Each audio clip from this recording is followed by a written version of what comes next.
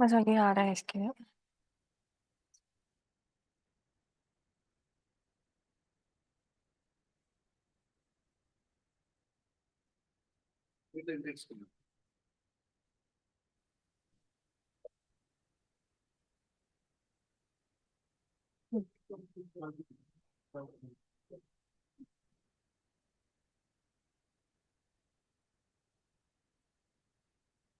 ये काम नहीं कर रहा है।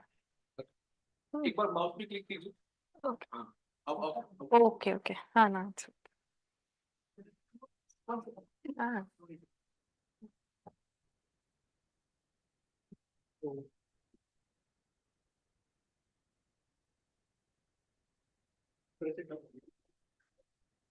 Yeah, welcome to the second session of this workshop. We'll have a talk given by Nehul Jain, and it will be on distributed games. The talk is for 13 minutes, probably 12 minutes of your talk plus 1 minute of question. Yeah, over to you. Hello, I am Nehal from IIT Bombay, and I'm working with my advisor. Is this okay? Okay, hello. I am Nehal Jain from IIT Bombay, working with my professor Bharat Achul. Various variants of distributed games have been studied in the recent past. We focus on introducing one such model of distributed games played on non-deterministic finite automaton, and we present an analysis for two processes. We address various winning conditions and provide solutions therein. So let's start with the model. A game is played by two players. We name them environment and system, and it is played on an NFA. So let's look at a play from the initial state S1. So from this initial state, the environment can play either actions B or C. So let's say that it plays B, and the system can move to states either S2 or S3, which are the B successors of this state S1. Next, the environment can again play an A or a B. Let's say that the environment plays B and the system moves to state S4 and so on. So now this play is winning for the system because it avoids this unsafe state S3 marked in red.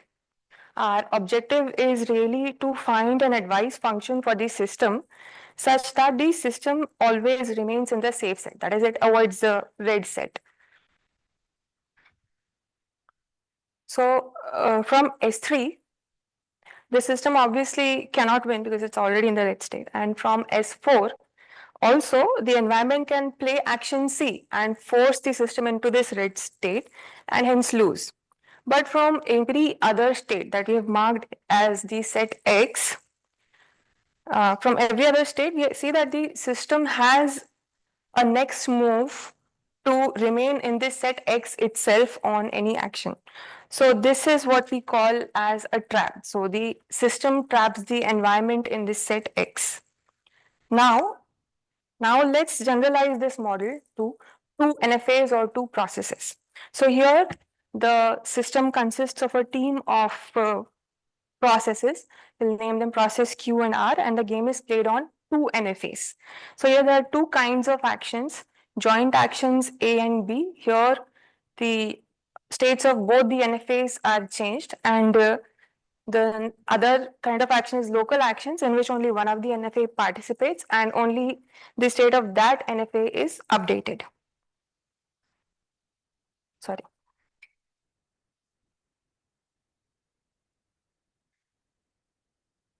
So here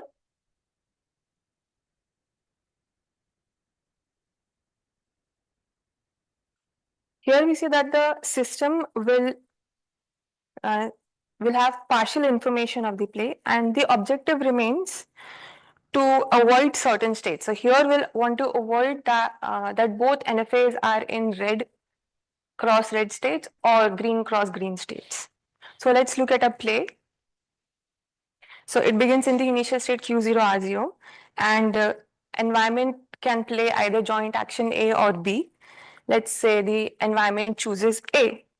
So So the system responds with the state Q1 R1, and that is really the only option here. And on C, the process Q moves to the next state Q1, and the other process R remains in its earlier state. So on D, let's say process R moves to its own next state. So what is important to remember here is that there is an underlying partial order on these actions that is played by the environment, and R has only partial information. It doesn't come to know about C. So this play is winning for the system because there is no place where we see a red state in Q and a red state in R, or that both are in blue. So this is another example of a play. Here, this play is losing because there is a cut that does not cross over any event such that both processes are in the green state. Right? So this is R2 Q4 dash, both are green, and so this play is losing for the system. So what is the winning objective? So the winning objective in this game is that both processes Q and R should not see red together concurrently really, or green together. So red cross green is okay, green cross red is okay, white cross anything is okay, but you cannot see red together or green together. So in the first play we have green and red, that's okay, but in the second play we have green and red, that's okay, but green and green is not okay. So if the environment chooses an action C, Right. then it's the system that will choose where to go, like whether to go to Q4 or Q5. Right. Right. Now from Q3 system can go to Q4 or Q4 dash, right? If I suppose offhand say, okay, let me decide that process Q will always go left to Q4, then the environment will actually choose B, and process R will be forced to move to R2 dash and R4 dash eventually, and the system will lose. So there is no memoryless kind of thing which says, okay, if I'm in this state, I'll just move to the next state. So what is the kind of strategy that we will need? So let's look at this. So in this game, we have a winning strategy. So what is that? So it is that the system just remembers if the environment chose to go left using an A or right using a B. And once it remembers that, process Q in Q3 just chooses the same direction, and same process R in R1 chooses the same direction, and every other place there is no real choice for the system. So this just allows the system to win.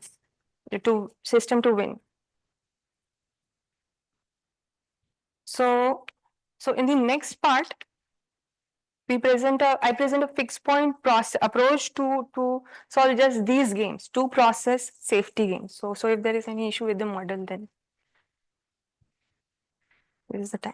So let's begin by recalling the notion of a trap, right? So what I'll do is I'll define a Q trap to be a set of Q states, the states in NFAQ, a set of states in NFAQ such that for every local action in NFAQ, there is a successor inside this set. So similarly, we define an R trap. So here I'll extend this notion to a trap pair. So a trap pair is just a pair of Q trap and an R trap. So here, say, for example, X1 is a,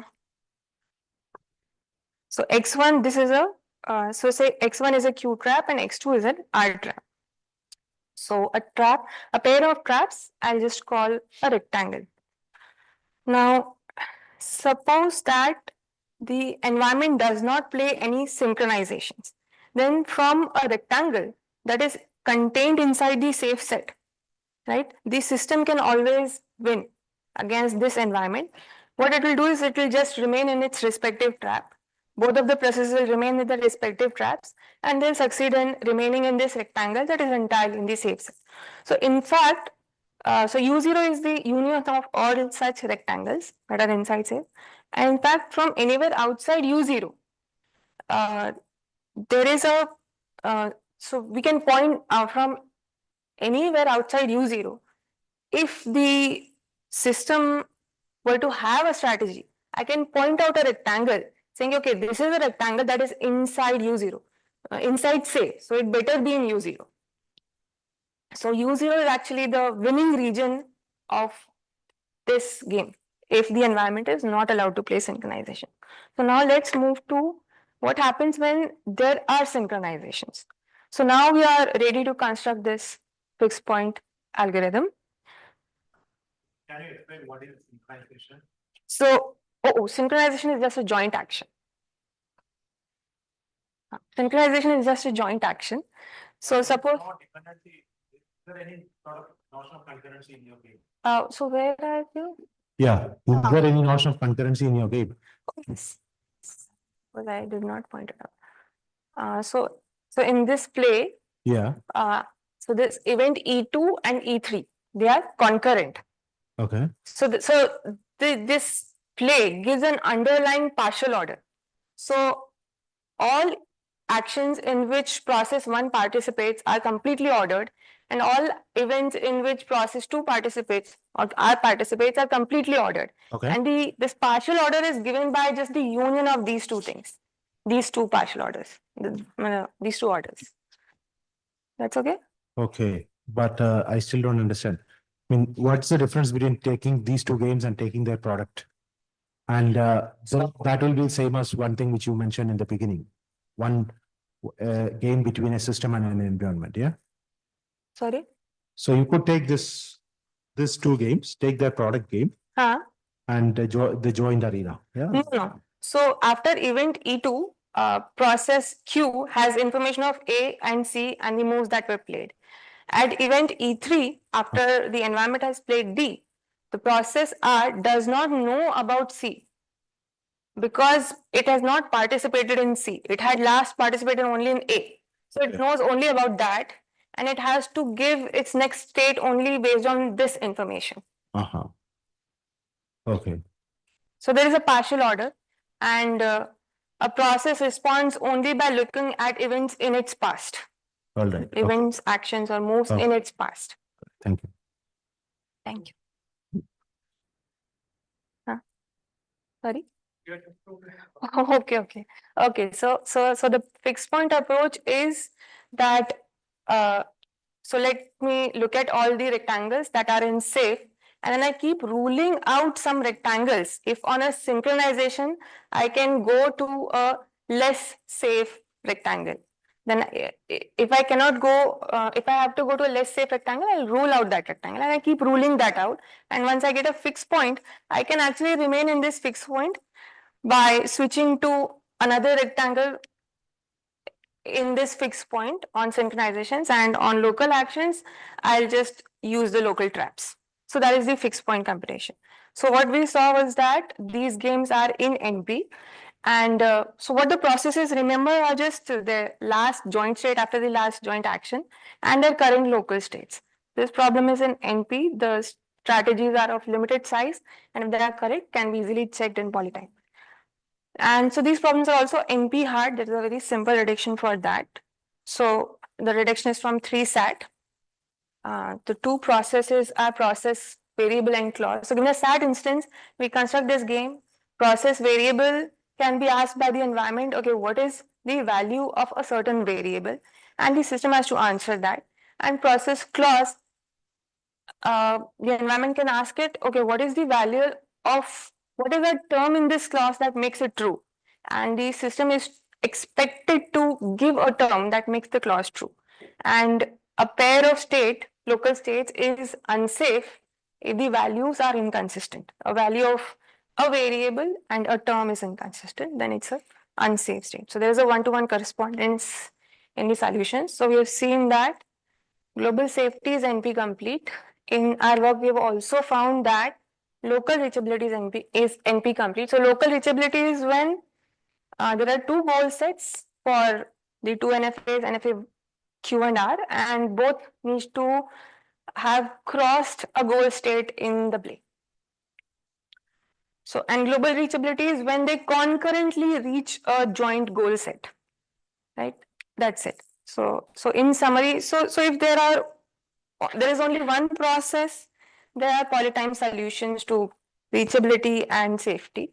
But only with two processes we have NP-incompleteness for these two winning conditions. And in fact, for global reachability, we know that this problem is p-space hard, and we have a solution in any XP time. And in that case, the memory required is the joint state reached after the last joint action, and also it needs to remember all the local states that it has seen since the last joint action. So each process keeps track of this information. So that's it.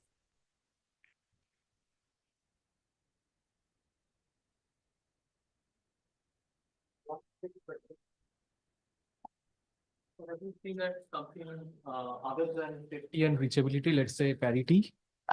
So for two process, yes. So we Okay. can reduce it to a standard game. So these games, even for global safety, are not determined. Okay. So that is one thing. But for parity, we have a solution with concise memory. And But the it's not a complexity fit. is again NP complete, or the complexity I is. don't have hardness results there, but I think I have some NEXP time algorithm to solve it. It's probably p-space hard, but I'm not sure. Okay, So I'm working on that. thank you.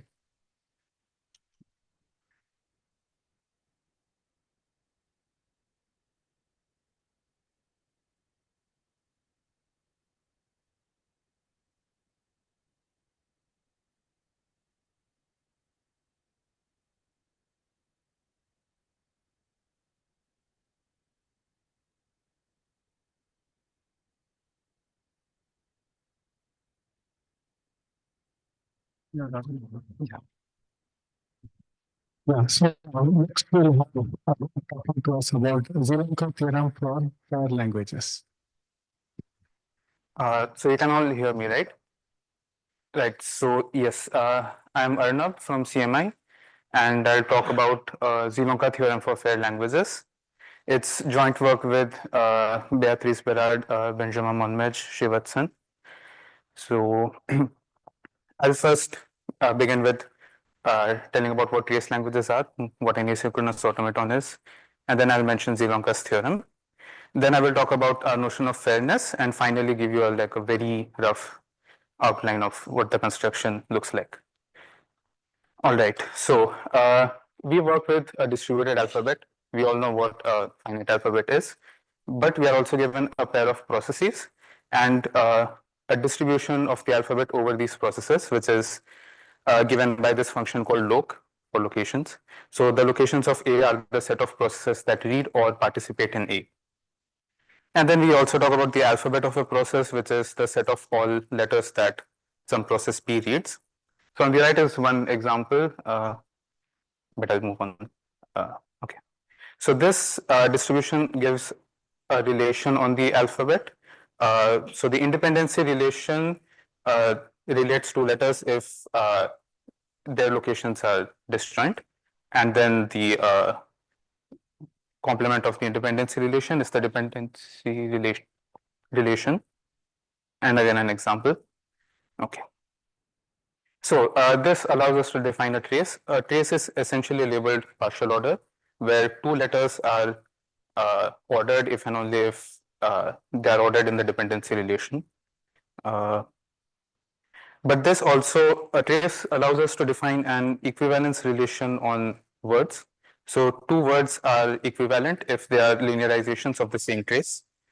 So here's an example. So the last three are, so these three are linearizations of this trace.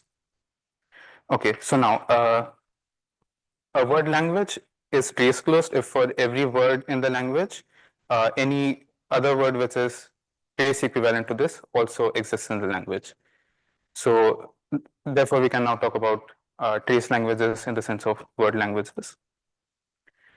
So we can define what it means for a DFA to recognize a trace language. So a DFA is I diamond if from every state Q and for two independent letters A and B. From Q, if you take an AB and you take a BA, you arrive at the same state. So this is what it means to be I diamond. It can be shown that an I diamond DFA accepts a trace closed language. So we are interested in synthesis of a distributed system. So given a sequential specification, say as an I diamond DFA, we want to synthesize a distributed automaton. So we look at this example where so you see one A, one B, or two A's, two B's, and then the processes synchronize on a C and repeat. So a distributed automaton may look something like this. So P1 has three states, so does P2. And you want to synchronize only on the purple C's or the red C. Notice that like a direct product of the two automata would allow you to take this transition, blue transition and red transition, but that's, like I said, not something that we want. So in order to specify that, yes, we only want to synchronize on this particular transition, we look at, so Zielonka came up with asynchronous automata where you can do exactly that. So there are local states for each process. There's an initial state, and the transition relation defines for each letter the states where, I mean, the transitions that the processes that participate in A will take. And then you have a global final accepting condition. Okay, and then there's Zielonka's very famous theorem, which says that for like if you're given a recognizable trace language over some distributed alphabet, there's an asynchronous automaton that recognizes the same language. However, the proof was very difficult. There have been many attempts to simplify it, but the construction still remains exponential in the number of processes. So people also studied subclasses. For instance, for acyclic and triangulated dependency relations, they have, like one can construct an automaton of the size of the syntactic monoid of the language, which is roughly exponential in the size of the automaton. And then people also consider something called acyclic communication architectures, which is slightly different, but you get asynchronous automata which are quadratic in the size of the sequential automaton. So this is what we have. So we have a condition called K fairness, and we have a construction which is simply exponential in K and linear in the size of the automaton. So now I'll say what K fairness is, and again a brief idea of the construction. So we say a trace is K fair if for each factor of length K of the trace, every process participates in it. So you look at this example,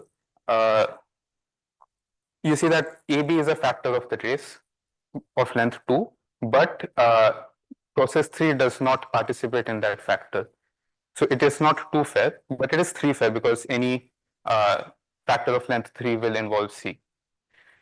So we call a trace language K fair if every trace in it is K fair.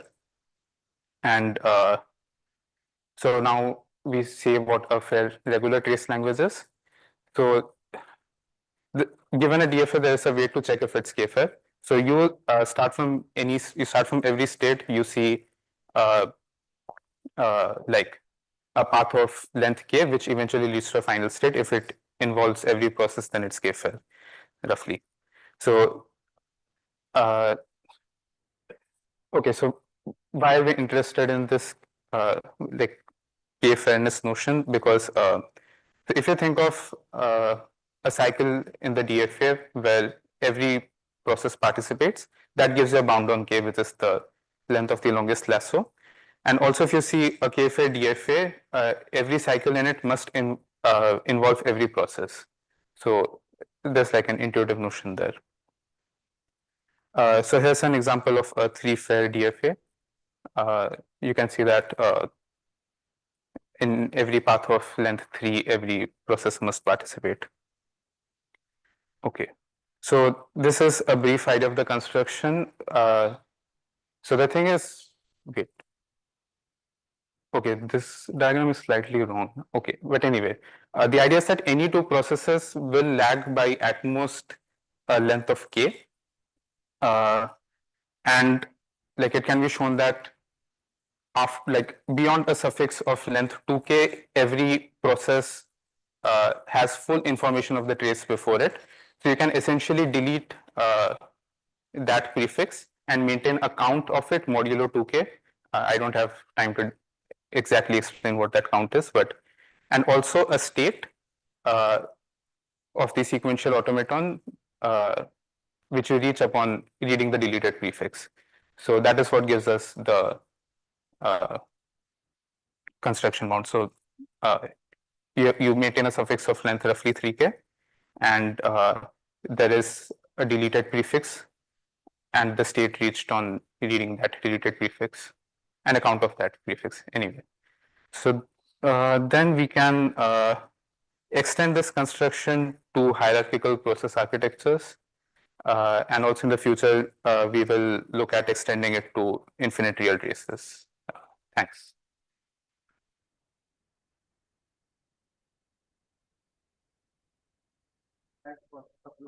Questions? Yes. Could you say what you're deleting from the? Yes. So if you if the trace set so far is long enough,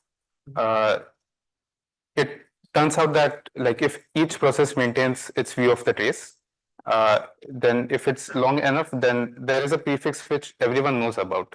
So this is information the process does not really need to remember. So it can delete it, but it needs to remember in some way the length of the prefix that it has deleted. But then we show that you can maintain that length modulo 2k. Yeah. Okay, thank you.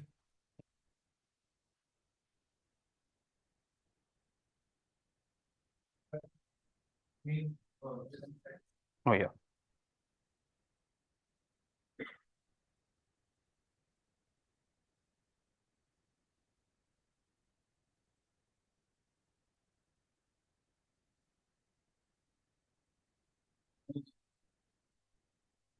So how is this key fairness condition? I think How?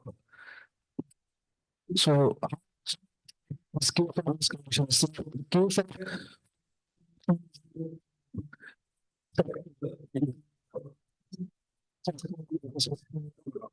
In a k-length factor, every process must participate. Like, yeah.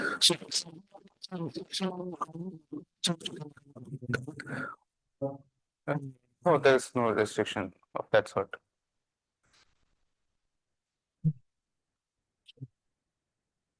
Okay. Continuing that question here. Yeah. So, which means that just lock one process, you cannot have more than k actions in succession. Local to just one process. Because an action is Yes. completely local on one process, you cannot have more than k of them. Yeah, that in is stretch. yes, that is true. Yeah. So just continue with this k fairness. Do you require to have an action in which all the processes participate? No, we don't. So you don't need to have a global action No, we in don't. every k interval, but somehow you just need to get a click between all of them, click or some Yes. function between all of these things. Yes, it in has every to be k. connected. Yes. It has to be connected. That's what it is. Okay, thank you.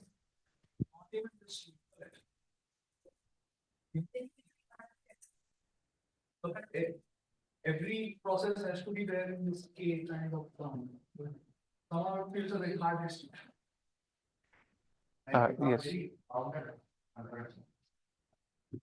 Uh,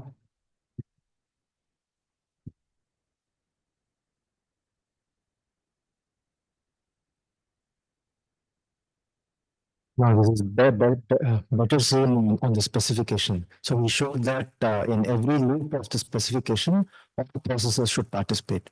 So essentially, no process is starved. yes. So, yes. You also want the connectedness. No? So we want connectedness only in a cycle of the DFA, if that makes sense. Yes, just on the syntax, it doesn't count, right? It's not necessary. So you can have an independent A and an independent B in a loop. No. In a loop, we cannot have a disconnected trace. In a loop, the trace has to be connected. Yeah. In a cycle, I mean.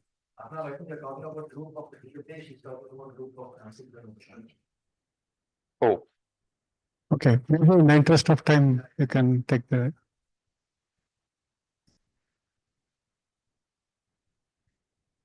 You are the next speaker.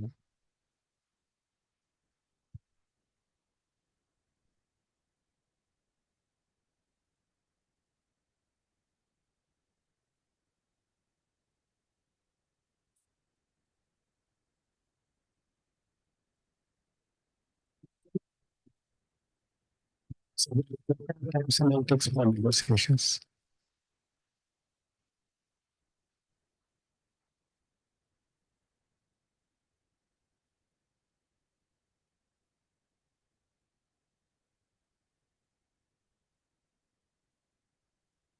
Hello, am I audible? Yeah. Hello, everyone. I'll be talking about a local time semantics for negotiation. And here is the outline of the talk.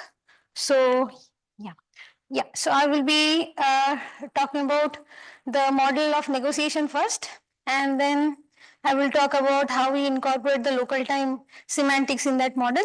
And then I'll talk about the problem that we have studied, that is reachability in this model. So, well, oh. So negotiations. So this is a model of concurrency given by Diesel and Esparza, and it is closely related to patronates and asynchronous automata. We understand the model with a toy example. So we are at a conference, and there are two processes, track A and track B, and then the idea is that in two rooms the talks happen, and then they come for a coffee break together. So this green bar along with this black circles, they represent a node. So there are 4 nodes, N1, N2, N3 and N4. So N2 and N3 has only one process participating. So it doesn't have that bar. So and we have 2 actions, talk and break. So in N1, the session begins, and then they go to their respective rooms and the talks happen, and then a break happens and they come for coffee. Okay, so here we see that the interaction of the processes are explicitly visible in this model. And if we have modeled it as a network of automata, we would have probably drawn this. So, and this gives us a modeling benefit. And not just that, many useful properties becomes decided in P time for non-trivial subclasses of negotiations, where in general case, which is P space complete. So that's a huge benefit. And then we come to the syntax. So yeah, so here is the formal definition. So we have process, and this right side correspond to the example given here. So we have a set of processes, a set of outcomes, and a node, and each node has a domain which is a mapping to a set of processes. Like for example, this node N1 has domain A and B, node N2 has domain only A. Then we have this initial node which has the domain all processes. So initial and final node has to have all processes participating in them, and the transitions can be non-deterministic. So here is an example of a transition. Okay, and then I come to the semantics. So semantics are given as markings, which maps every process to a set of nodes, and it denotes the nodes they are ready to participate in right now. So, and then marking enables a node when every process of that domain of that node is in that marking. And if I can fire a node outcome pair, I get a updated marking. I get to update my marking. So this can be visualized as tokens, like in A is ready to engage in N1 and B is also ready here in N1. So N1 is enabled and we can fire N1 talk. So we can fire this transition and we get this. And then suppose another talk happens in N2. So this stays at N2. And then suppose another talk happens at N3, this stays at N3. Then a break happens in N1, sorry, for process A. So this, then we get this marking. Then a break happens for process B, we get this marking. Okay, so we have understood the model negotiations. Now I will come to local time negotiations. So before that, time negotiation has been studied by Akshay et al. But that is a global time setting, and they have studied the minimum and maximum execution time of acyclic time negotiations, and they have studied that maximum execution time can be decided in P time, but the minimum execution time is harder to compute. And about local time semantics, so this has been studied for network of automata. And so here time elapses independently in each process. So we'll see with an example what does that mean. So we'll lift this local time semantics in this model with some modification in the synchronization condition, which we will see. So but why local time semantics? Because this preserves the independence of concurrent events, which a global time semantic often kills. So what is the semantics now? So we have for both process A and B. So process A has local clock X, process B has local clock Y. So now instead of one global reference clock, each of them has their own reference clocks. So A has TA and B has TB. And both the clocks follow their reference clock. That means X is always less than or equal to TA and Y is always less than or equal to TB. Now let's see a run. So we have here, suppose here FST talks are going on and here WAGS talks are going on. Here the talks are short and here, so first talk happened. So this N1 could fire, this N1 talk could fire when the TA was at 25 and TB was at 15. And then N2 happened when TA was at 45 and then N3 happened when TA was at 30, TB was at 30 and N4 can happen just after this, like when TA is 45 and TB is 30 and they can have coffee but they won't meet each other.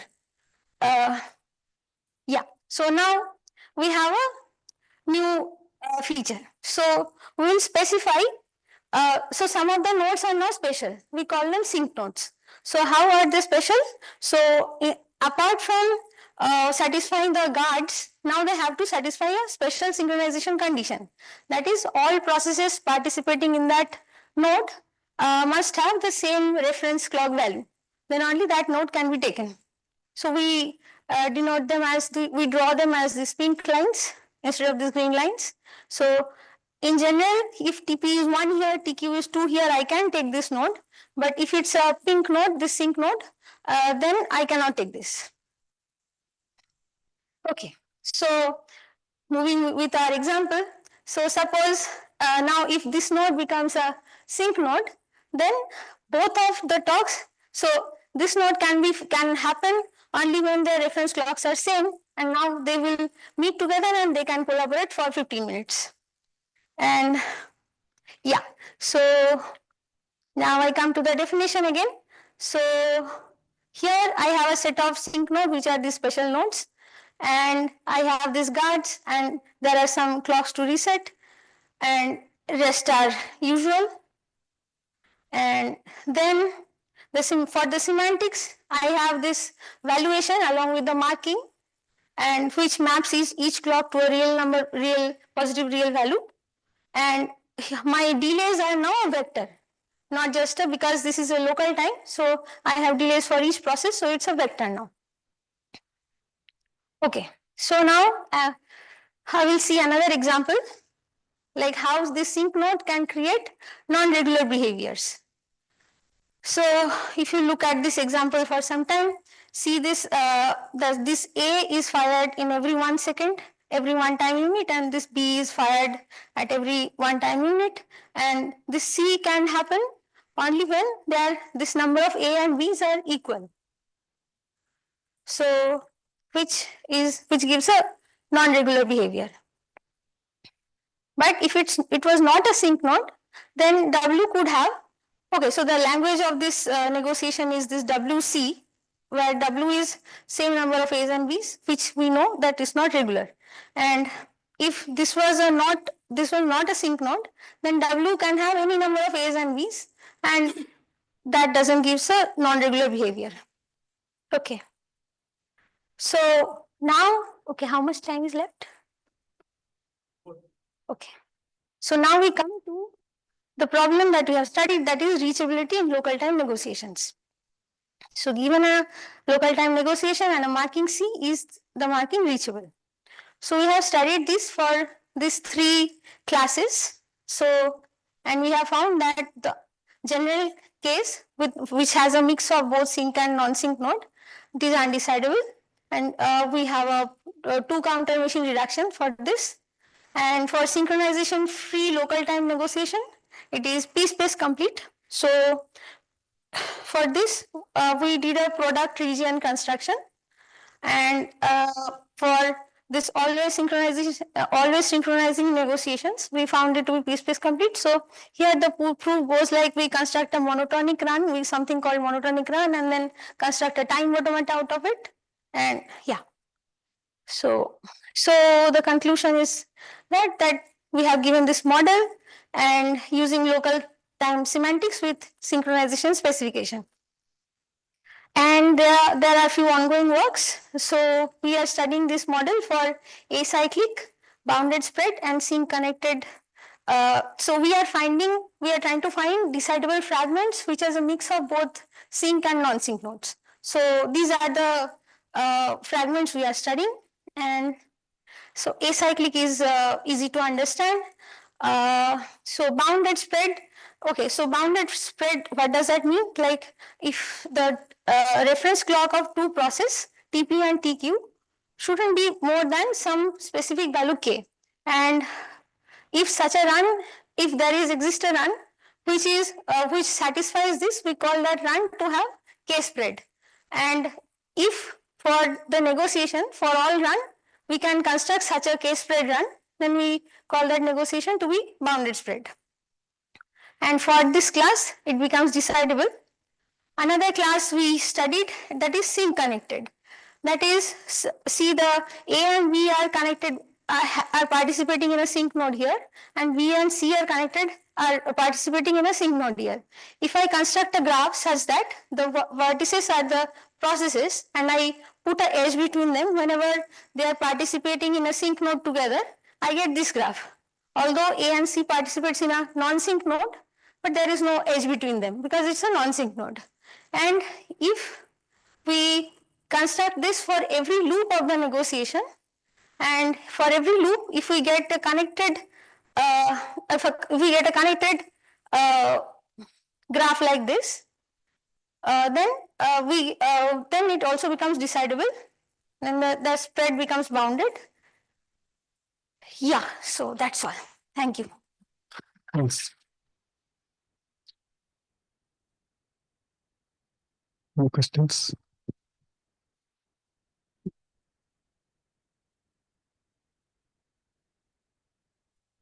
Thanks, Ali, for the talk. So this negotiations, it's, I think it's straightforward to convert them to petri nets, yeah?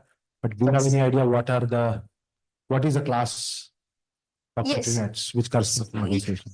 If you considered deterministic negotiation, that corresponds to one safe free choice petri nets. One safe? Free choice.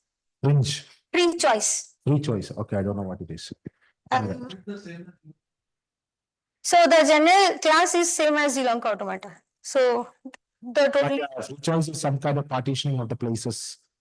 So the free choice means that if there is if a transition has, okay, if a place has two outgoing transitions A and B, both A and B has to have the same domain, like the pre-place has to be the same. Okay. All right. Thank you. Yeah. All right. And the second question, is there anything, what is known about time petri nets? What is known about time petri nets decidability? Thank you. I will need to see about that. Yeah.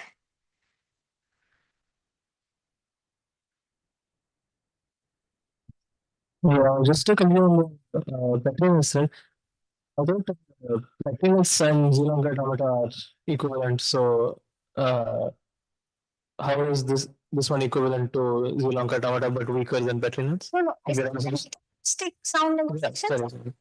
equal to say free choice petrinets. That's a subclass of negotiations. The general negotiations, that's not true for that. Okay. So general negotiations are as strong as Sri Lanka Tamata. Okay, thank you.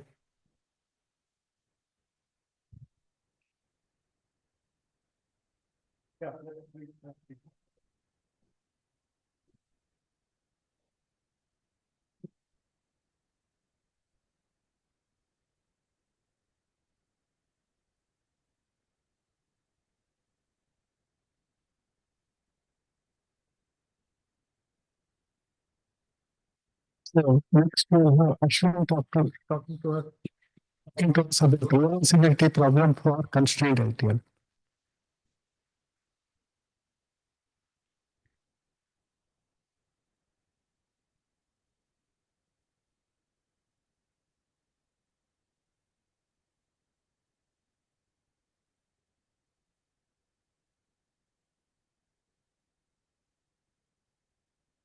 Hello. Hello. Am I audible? Yeah. Hello all. I'm Ashwin Bhaskar from Chennai Mathematical Institute. Today I'll be presenting my joint work with my PhD advisor titled Realizability Problem for Constraint LTL. So this was published in Time 2022.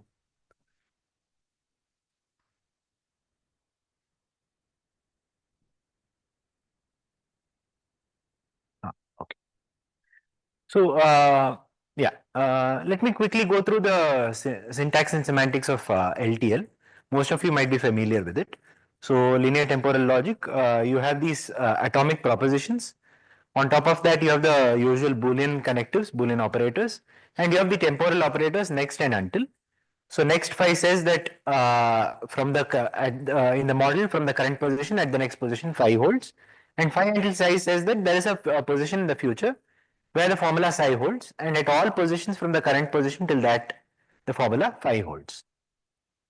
F and G are the usual derived operators. F stands for eventually, G stands for globally. So F phi means that there is a position in the future where formula phi will hold. And G phi means that globally, that is starting from this position, at every position the formula phi holds.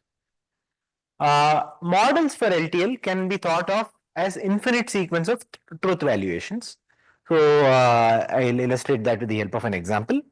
So suppose you have an LTL formula which says globally P implies next Q. A model for this could be of this form where you have true at the first position, and then the value of Q at the next position is also true. Wherever P is true, the value of Q at the next position is true. So this you can see satisfies the formula phi. So model over here is just a truth valuations for the just a sequence of truth valuations for the atomic propositions. Now we extend LTL. So instead of just the plain propositions, one could have constraints, and constraints could be something of the form, say, next x less than y, or x equal to next y, x equal to y. These could be constraints, where these variables x, y could in general range over some infinite domain.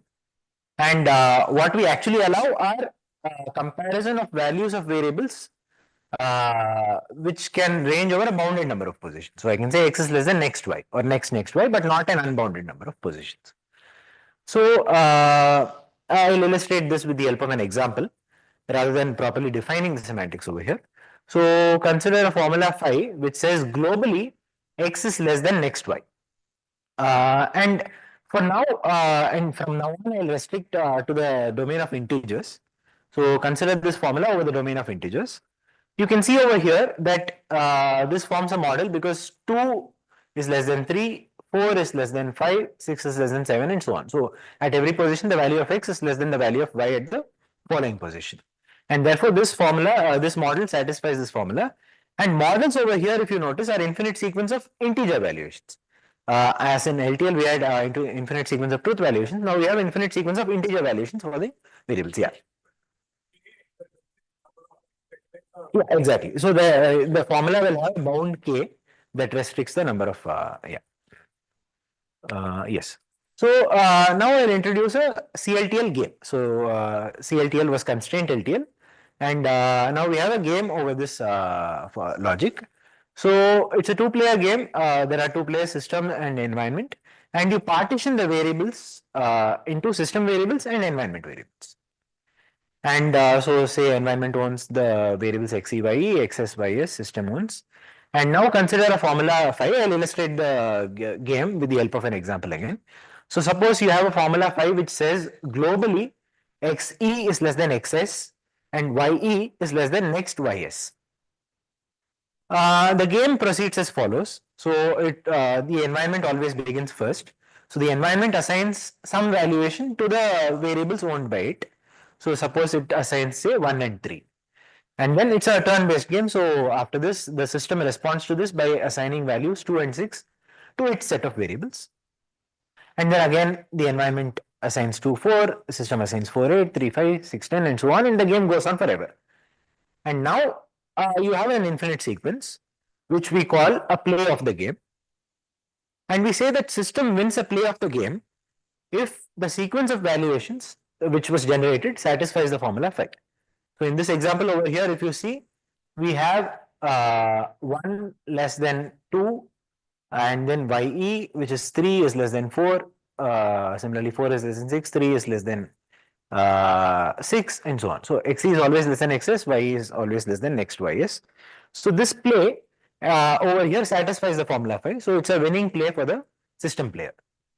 And we say the system has a winning strategy if the system can win every play of the game regardless of how if it has a strategy to win every play of the game regardless of how the environment plays.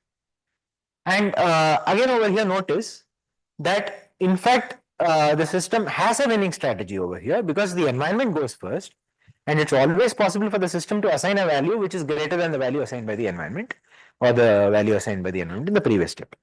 So in this case the system has a winning strategy. And the realizability problem says, so given a CLTL formula phi, we ask, so given a CLTL formula phi and a distribution of the variables, we ask whether the system has a winning strategy. And it turns out that for CLTL, so of course for LTL, we know that these games are decidable.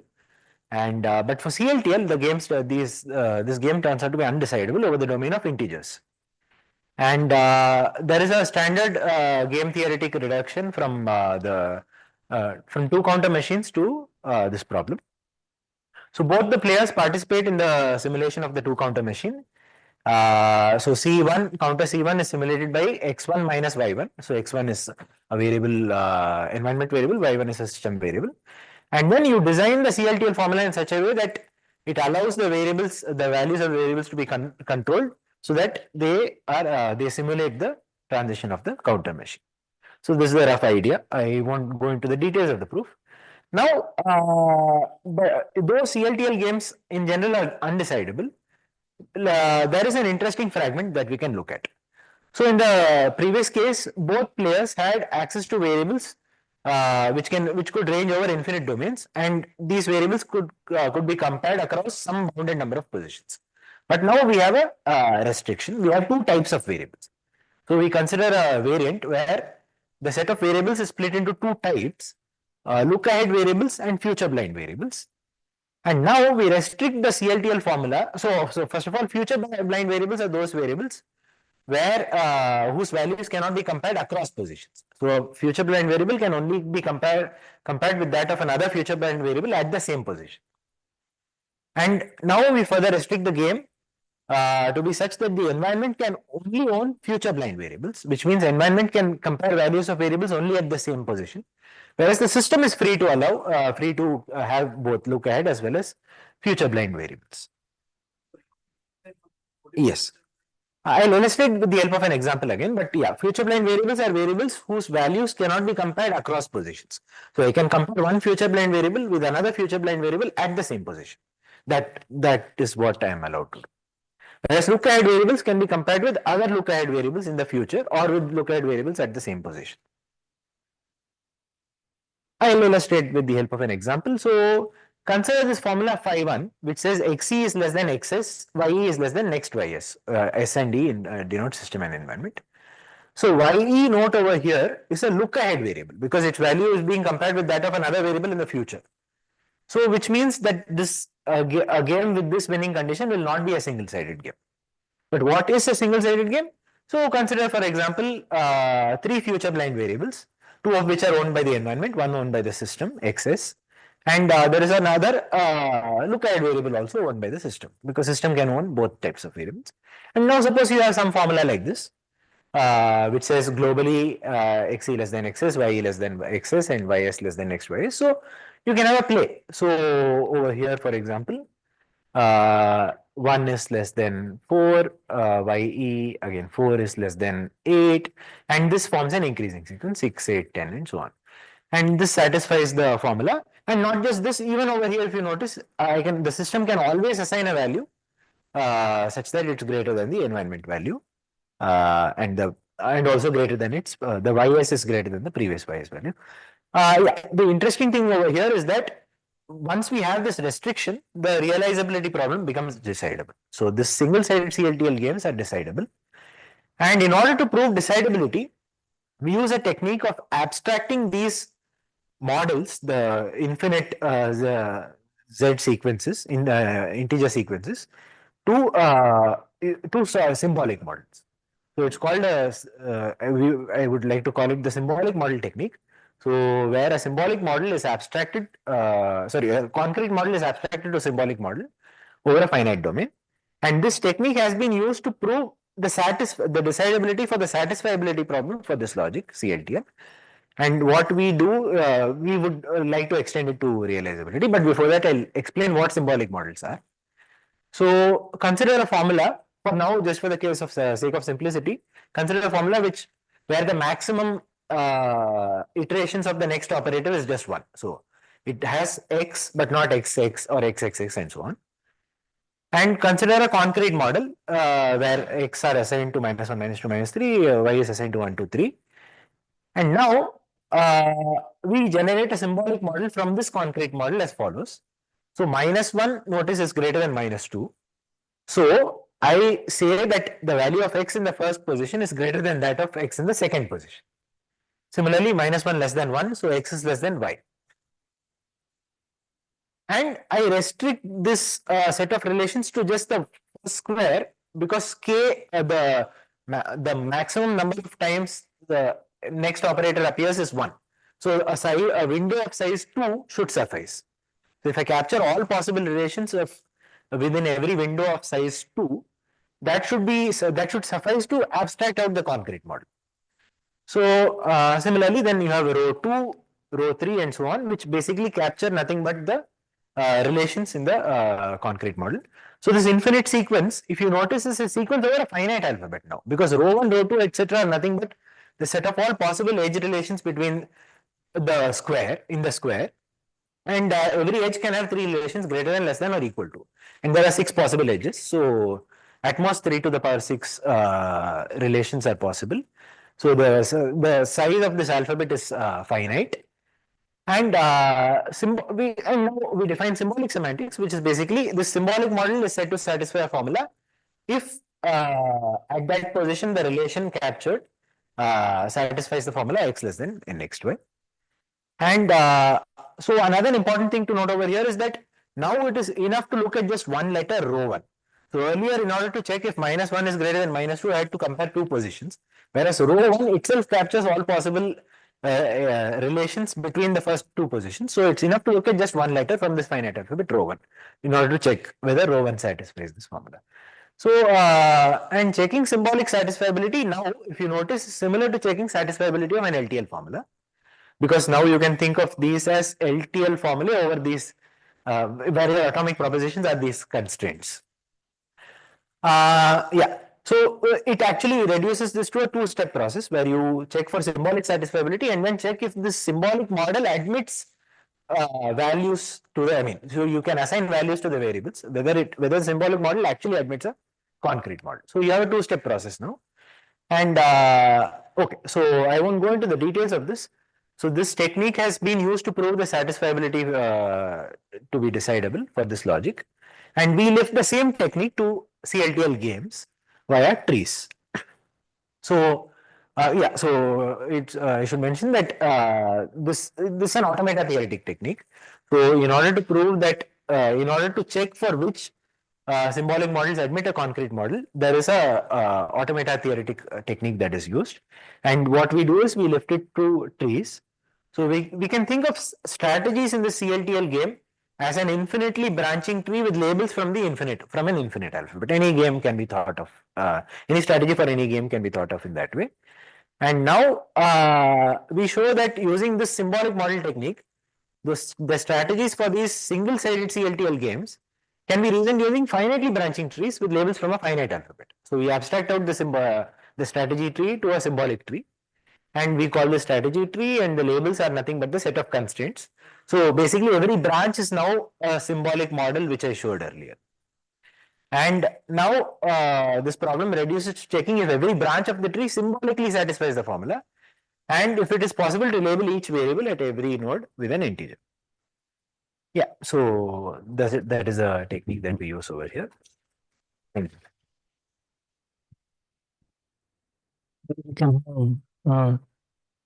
Quick question.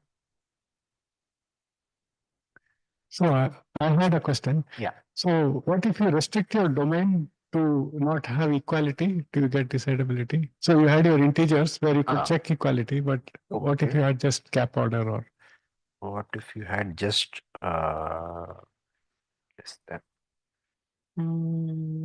I still would assume that shouldn't make okay. No, even then I doubt if Yes, okay. yeah, that would make any change. Any other questions? Okay, then let's thank the speaker.